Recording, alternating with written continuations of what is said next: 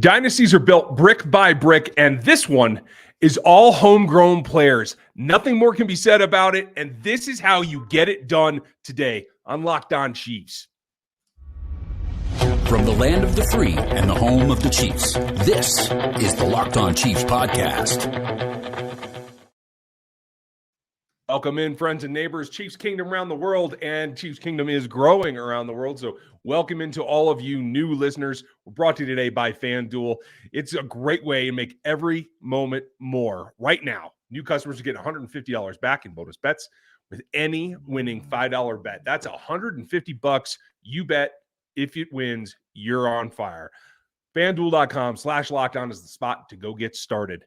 A great show for you. Yes, we were up late. Hope you all joined us post-game, and now we're the day after. We're going to take a deeper look at how this thing came around and what this culmination, this Super Bowl 58 victory means. Yes, there's a little bit of hubbub going on. We're going to get to that as well. We're going to talk about what the future brings and how you go back after it, because I thought one message was very, very clear. Three-peat is on everybody's mind in this organization. How they got here is by doing the basics and building from within. And that's what led to the primetime performances, which is where we're going to start today on the Locked On Podcast Network.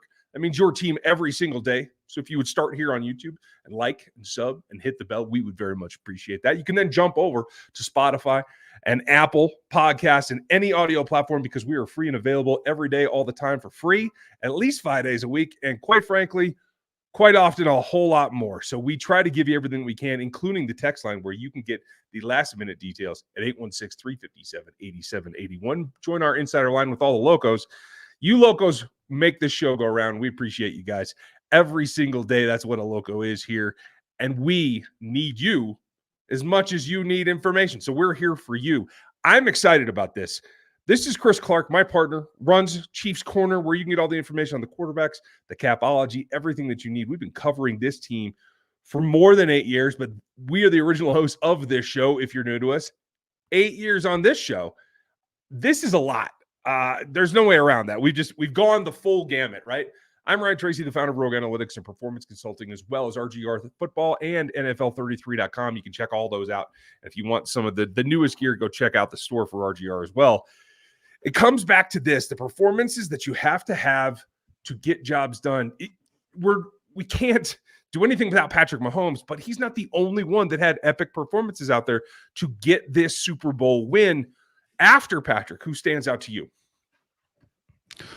If you're looking at PFF stats, Leo Chanel stands out, highest graded Chief in that game, and just absolutely had himself a game, which he did in the Super Bowl last year too.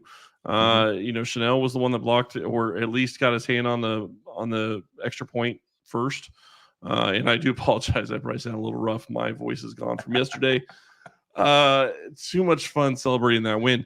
You look at this and you just look at the roster with how they've drafted everybody, and it goes down the line. I mean, you're absolutely right. There are so many players that they brought in that they've just hit home runs on. And so you're sitting here in a situation. Chanel stands out. Trent McDuffie stands out. 3 pass breakups. Really, I think if you go look at the thumbnail for the YouTube channel, one of his first pass breakups was a deep ball to Deebo Samuel, and he broke it up. And what really sticks out in my mind on that is he has had trouble tracking the deep ball at times. That was a huge play. He doesn't make that play, that's a touchdown, and it changes the game. Yeah, that is just incredible. You can't ask Deebo to do anything else in order to make that play either. It had to be perfect, and it had to be accomplished in order to get that done. And the way he popped up and just realized, yes, whatever they throw at me, I'm able to handle this. He was targeted 7 times, allowed 2 completions for a total of 9 yards. That's what second-year player, and we're going to talk about that performance as well as some of the other youngins, but it all comes down to you have to be able to put up when it's time to shut up. And I'll give him credit. I thought MVS came up when he needed to and did his job. Was it truly what he's been paid to do? No. It was 3 catches on 4 targets. It was just 20 yards, but it was really, really key. I would put him second behind, maybe third behind, actually, Rashee Rice. And our guy, McCole Hardman, who I hopefully has got his memory back, supposedly blacked out there in the end zone. My favorite bit of that was what Mahomes had to say, that he had to go remind him, hey, we just won this game. How awesome is that? I just won the Super Bowl. Oh, wait. Oh, yeah. Okay. It's just, and on replay, it does look a little dazed. I got to give him credit. Oh, no, he looks very dazed. And Travis Kelce didn't celebrate at first either. It was kind of one of those things where you're like, they just won the Super Bowl. Why aren't these guys excited? Those are performances that I think we've talked about back and forth all season. You knew you were going to get Mahomes' best. You knew you were going to get a version of Travis Kelce. Whether he's fully healthy or not, that's still debatable in my mind. He certainly has looked better in the playoff run, but I think that's still up for grabs. Yeah, and right before, I saw on Good Morning Football today, right before they kicked the field goal at the very end of the game to tie it before they went to overtime, Travis Kelce hit 19 miles per hour on that run. He was booking it. That was the fastest speed he's hit all season.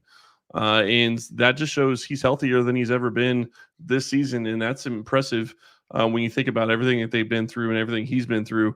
He finally got past the knee a couple of weeks ago, or right as the playoffs were starting, and it looks like he was as healthy as he could possibly be going into this game, and it played a big part in having a chance to win late. It certainly did, and his performance, 9 of 11 targets, you can't really fault anything there, except for the fact that it was a slow start, and it had to come on late in the ball game. But I think that was as much as game flow as anything else. We'll probably discuss that, folks, as we take the next week to really savor what's going on here and living through the parade. I hope you're all getting ready for. We're going to take a couple of days to really break down individual concepts, individual players, and really dig in deeper than we have in years past, because quite frankly, it's so overwhelming to have so much to talk about, even for a show like ours that's 5 days a week. If you're not subbed yet, you should know that. We're going to take our time this year and really dig into a couple of topics. Yeah, we're going to have to. And then it's crazy because the NFL schedule keeps moving on. In 2 weeks, the combine starts. And I'm not trying to go to the combine, but you look at it, the Chiefs have been in this scenario every single year. It seems like they're always in it. Well, yeah, I know you're looking at it, but the Chiefs are in this scenario almost every single year where it's either a month between when they end their season and the combine, or 2 weeks in this case, because they won the Super Bowl again. And obviously the front office is doing whatever they do, and they've been taking care of that end of it, and the scouting department's been doing that. But regardless, I think that, you look at it, this team has just been on a tear, and this is how a dynasty goes. I mean, this is exactly what you have to do. You have to have everybody focused on the job going forward, and, epic performances. You can say what you want, but one of the epic performances, and we're going to have to talk about it here in just a minute, is Brett Veach. His job as GM, putting them in a position to be able to win this game, was fantastic. And there was a lot of questions about it during the season. Yeah, and there's only going to be more. So we will get to that right after this. A message of what you might want to get out and get done.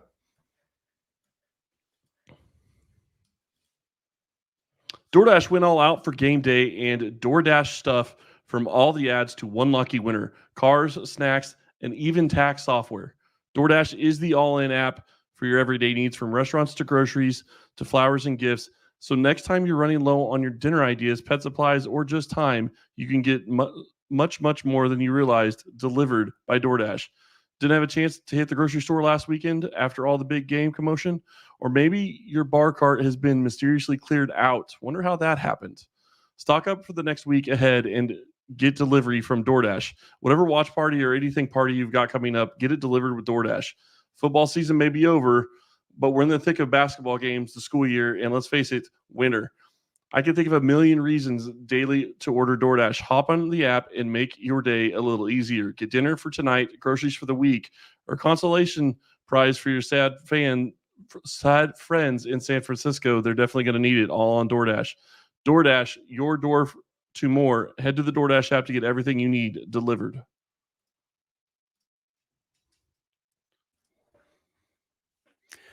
There's nothing like being able to get all the information that you want in one spot. And right now, the Locked On Sports Today feed is live, and it's 24/7. It can give you everything that you're looking for. So make sure you check that out. I think you guys are really going to dig it. And I really identify with what you said there for DoorDash, because Shout out to FD Santa Clara. A buddy of mine lives right in the Bay Area and is a local. He's a little bit hurting today, so cheers to you guys. Appreciate the work you do, but too bad Chiefs won. Anyway, what we get down to, not apologizing for that. So no, sorry, not sorry. Basically, so pretty much. You did a great job mentioning Brett Veach at the end of the last segment, and I don't think you can go too far down the path that we're about to go down about the epic performances and how they got here without giving him so much credit that it feels a little bit cheap, because we know that everyone discounts his ability based on the fact that he's worked for Andy Reid forever, that Andy Reid has kind of brought him up, whether it was reporting to someone else or not. But I think it's time that we have to get and convince national media to get as well off the bandwagon that Andy is still doing the bulk of the work. That's just not the case. And yes, John Dorsey was involved with the Mahomes selection. We have to give him credit as well. It was the true scout role that Brett Veach brought it to him for approval, et cetera, and had to work out the deal the whole 9 yards. But Veach sold him on it. Exactly. He's been here every step of the way, and he's doing things himself. I don't think it's lip service. And for the national folks out there, I don't think it's lip service anymore when you hear Andy Reid say, hey, I don't know what's going on with that. I'm letting Veach deal with it, because he does. Yeah, Veach knows the parameters and what he's looking for, but I don't think Brett Veach, especially nationally, gets enough credit for what this roster is, and particularly how it's been set up to move through the years. No, it absolutely he does not, and that is something that it stings every time that you think about it and people talk about it. And one of the guys, and this is a guy that Brett Veach didn't even draft, but he went and got him from a practice squad. Harrison Butker, 28 years old. Look at what he was able to do in this game. Same age as Patrick Mahomes, two of the best players at their positions in the NFL. He helped bring them in. There's a lot of guys we could talk about that have been here for a while. Chris Jones, Travis Kelce, all drafted by Kansas City. Patrick Mahomes, obviously. We know about those guys. But I think we need to highlight the last 4 draft classes, because that's really the core of what has got Kansas City here. So let's look back.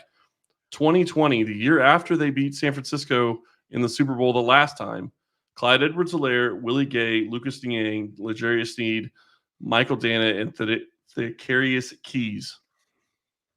All of those guys except for Keys have been here, and Niang has been injured, so that's whatever. But yeah, there's 4 guys on that that have given significant contributions to this roster.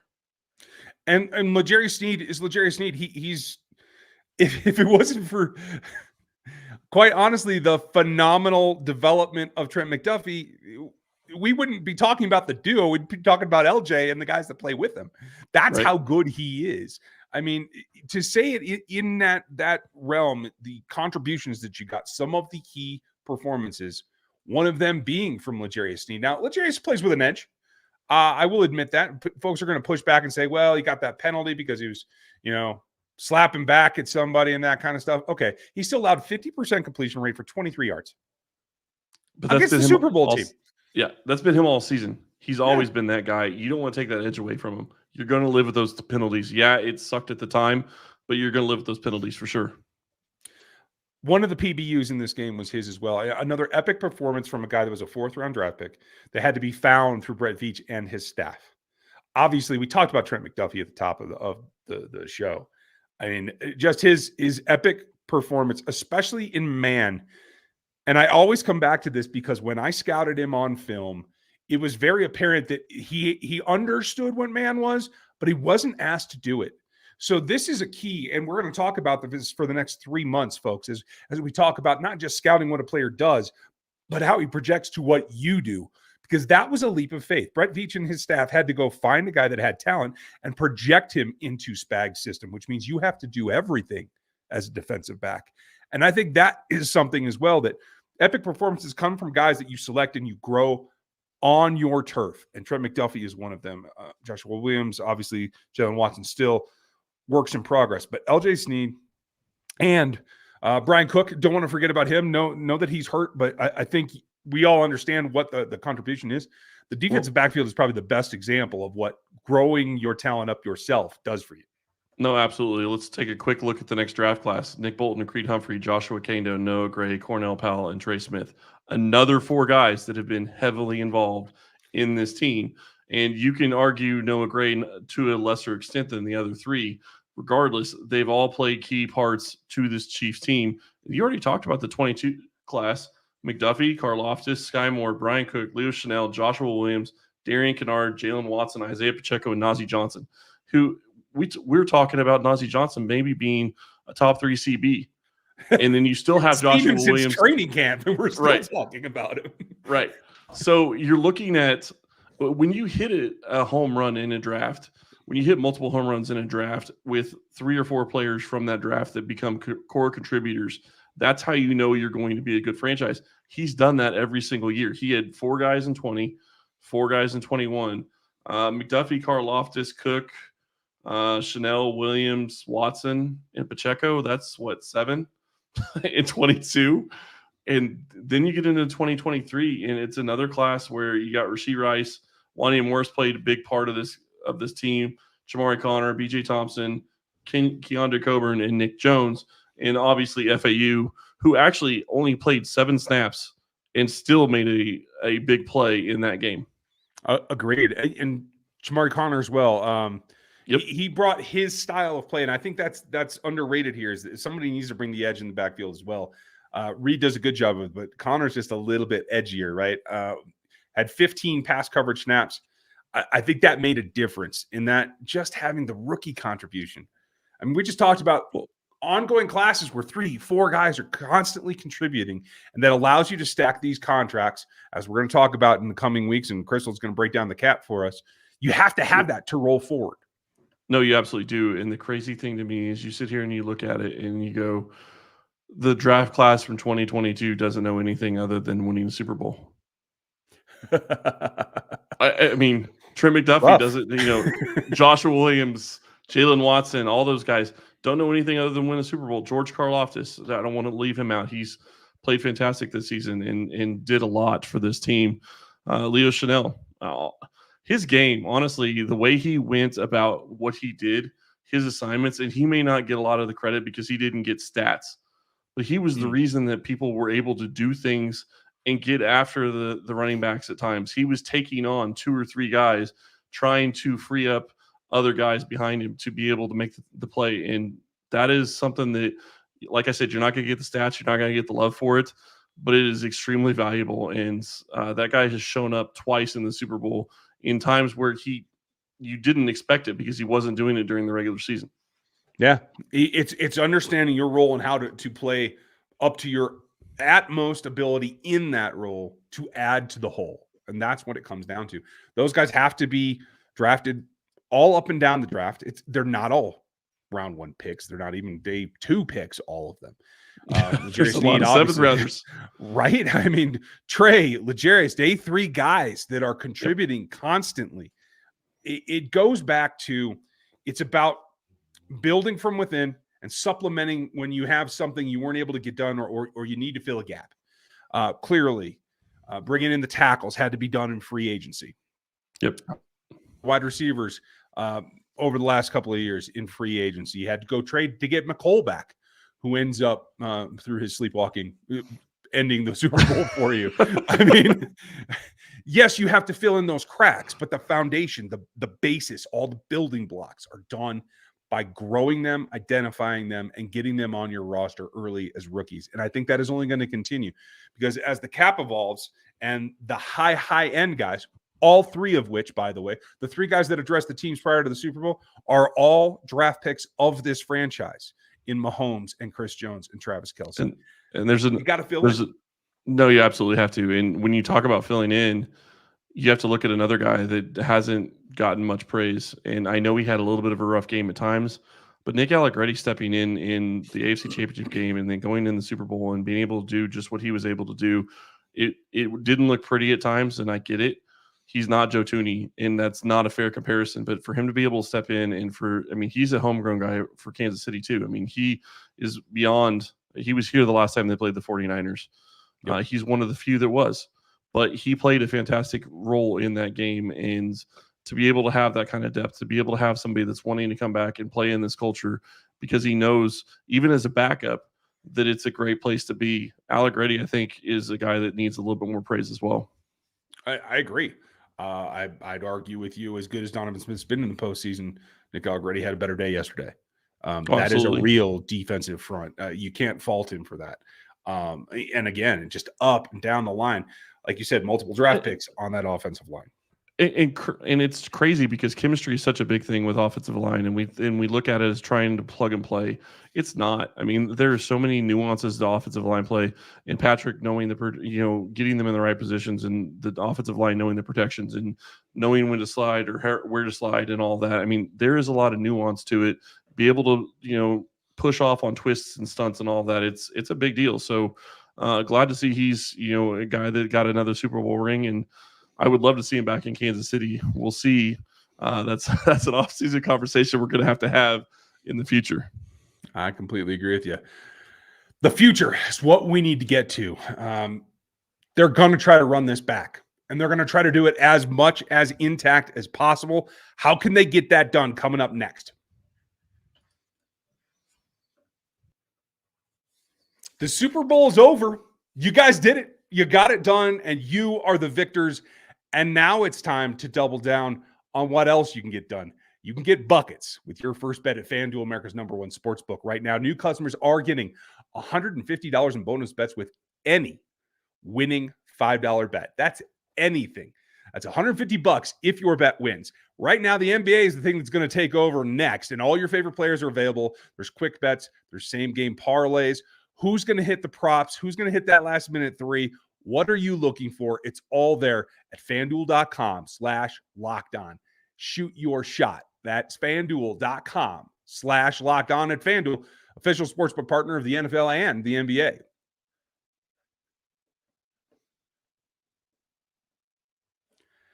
Locked On Sports Today is where you guys want to go. Locked On 49ers. Give our pals Peacock and Crocker a little bit of credit. Give them some support. They did a pretty good job dealing with that loss, and more power to them. We are a big family on this network. You can check out any of the Locked On podcast shows. They will get it done for you, no matter who you're looking at or what sport you're looking at. We are going to look to do exactly the same thing this time next year, because we are focused on running it back yet again. And back to back to back is something that's never been done. And it's something that multiple members of the Chiefs organization yesterday mentioned. It is not just, hey, we got here, we can go relax now. It's, okay, we're going to take our downtime. They really, really need to, because you're talking 41 games in the last 2 seasons this team has played. And that goes back to what I talked about with the scouting combine being in 2 weeks. I mean, that's another thing that they deal with this season that they playing that many games. It's going to wear on you. So a lot to get ready for 24, and back to back is obviously the dream scenario going into the Super Bowl for this game for the Chiefs, was to win back to back. And now they're in a situation where they can. And I will say this, I have a very, very hard time believing that the offense is going to look anything like what it did during the regular season this year. They're going to make some moves, and there's going to be a lot to talk about going into the 2024 offseason. As soon as we get past the combine, we're going to start talking about free agency, because it's the next domino to fall before we get to the draft. It's a very convoluted time of year here for existing players, existing organizations, and new. And we may have to be talking about it a little bit even before the combine, because Chris Jones has some things that are going to be coming up because of his contract that he signed that end in the next week or two. So that, definitely going to be something that they have to look at going forward. And you got to figure he's in their plans. I love seeing him and Andy Reid on the field last night after the game. Reid basically tackled don't get him on the ground. Don't get on the ground. Come on. Hey, those two love each other, and it was very obvious the way they went about it. And it's great to see that kind of relationship. I think that can go a long way to helping mend fences that happened earlier this offseason. Yeah, everybody, please, someone in the building, check on Ted Cruz when he gets home. I thought he might be having a coronary right there watching Andy Reid get on the ground. So I hope that he's okay. President of PR, it's going to be okay. He's mobile. all that said, Andy is obviously the tip of the spear as Mahomes is on the field. We got some interesting news on kind of a leak from Schefter today, in that we understand there was interest in Joe Cullen to coach elsewhere, close maybe even the college ranks. And I feel like I understand what happened and why we didn't get an announcement. But what we have come to find out is that Joe Cullen will be back. He has an extension in place. And so while Steve Spagnuolo is still looking maybe to have a head coach position again, I don't think the NFL is calling for that right now. So you're going to have these two guys that built this year's defense right back in the same roles next year. And I think that is probably the biggest step towards running it back. It probably is. And I will say, you look at it, I don't think either of these coordinators are going to be going anywhere anytime soon, because Matt Nagy floundered in Chicago. He's going to have to do something to get a second chance. And Spagnuolo had a really bad time in St. Louis, and that I think is still being held against him. So I don't think he's going to be getting a chance. And the other thing that works against both those guys is, generally speaking, when you start looking at the league, they want the newest and youngest. Like, that's how all these head coaching jobs kind of go, is newest and youngest guys. So to me, I think Spags is probably going to be in Kansas City for quite a while. I don't see anybody else offering him a job. I hope I'm right. So let's just put it that way. And then, you talk about Matt Nagy. The offense struggled at times, but I think that he is a person that really helps Mahomes. And I do think that it is going to be something that's going to help going forward. And I do think that you look at what Mahomes was able to do. He changed his game. He has changed his game every single season he's played. And this is another step forward in his progression to be even better. There was a great article, I think it was Benjamin Solak at The Ringer, talking about how Mahomes became a game manager for the Super Bowl. And while a lot of people are going to argue that they don't like that, I love it, because that is exactly what he was doing. Other than that deep throw that he threw to McCole Hardman, he took what the defense gave him just about the entire game. And that is all you have to ask of him, and got him to a Super Bowl, his worst season, and they still win the Super Bowl. Maybe that's the way that the NFL can get the negative connotation off of the term game manager. Just put it on Mahomes for a while. That'll change everything. Right? Yeah, they won't be using that on many people anymore. No, it comes down to the fact that, yes, you're going to have some turnover. It's going to be a long, drawn-out drama with some of the free agents, including L'Jarius Sneed and Chris Jones. We're going to save our time for that. But setting, again, back to the foundational discussion of, if you get those guys back, great. If you have to then replace them, that's a different thing. By having the staff in place, for the most part, I'm sure they might lose one or two people. It allows you to hit the ground running with whoever's coming in, and understanding that the rest of the group is on track and on the same page. Now, could there be additions? Maybe. You're going to hear a lot of talk about Eric Bieniemy coming up here in the next few days. They'll probably wait until after the parade. I don't know that there's room on this particular staff for him at this point. Would you bring him back to be a passing game coordinator and let him work with the receivers? I don't know. Maybe a little accountability there might come in handy. I don't know. I mean, you could argue that he could do that, but at the same time, then you're doing the same thing you kind of did to the receivers at this point. You put him with somebody that has never played the position. So I don't think that you want to go that direction. Maybe you bring him back as the running game coordinator and just let him work with the running backs and work in that aspect. I think that he could do that well. The other thing that is interesting to me is, are they going to make a change? I love what Mahomes was able to do this season, but is that something that they would like? Is that maybe you bring back EB and you give him the QB coaching position? And I say that because that's usually something that actually helps you get a coordinator job or a head coaching job elsewhere. I'll tell you the most likely scenario, and again, I would put this at under 50%. I think Eric Bieniemy will get a different opportunity. I know Andy would probably support him in coming back. If he did, my guess would be that title would be assistant head coach, something coordinator. Positionless is my point, so that it is, again, that goal of becoming a head coach. And I do think that's going to be on the table. Could there be some other departures? We've seen other staffs get raided already. I feel like they understand just how important keeping the core staff together is, but we'll have to see through attrition, and people throw money at assistant coaches to try to get them off of winning teams. We'll see if they can fight the attrition. Yeah, and that's going to be something that they're going to we'll find out over the next couple of weeks if they're losing somebody. But Cullen staying is a huge step in the right direction. I was afraid that they were going to lose him to a coordinator job, even if it was just in college. But him deciding to stay in Kansas City, he wants to chase more rings, and he's got a ton of them already. So, and I think him coming back also helps with a guy like Chris Jones, because Chris Jones loves Joe Cullen. I mean, that's a great relationship those two have. So there's a lot of things that are going to be working in the right direction. And we're going to be talking about the offseason and what they can do. There's a ton of ways to open up salary cap space, and they still have a ton right now. That's the crazy thing. They have cap space heading into 2024 that they haven't had in a long time. Chiefs currently have 23 million. Sorry. We're going to dig through every dollar that can be spent there, because that is a whole series of shows in and of itself. Yep. But right now, they're set up. Enjoy the next couple of days. The parade's coming.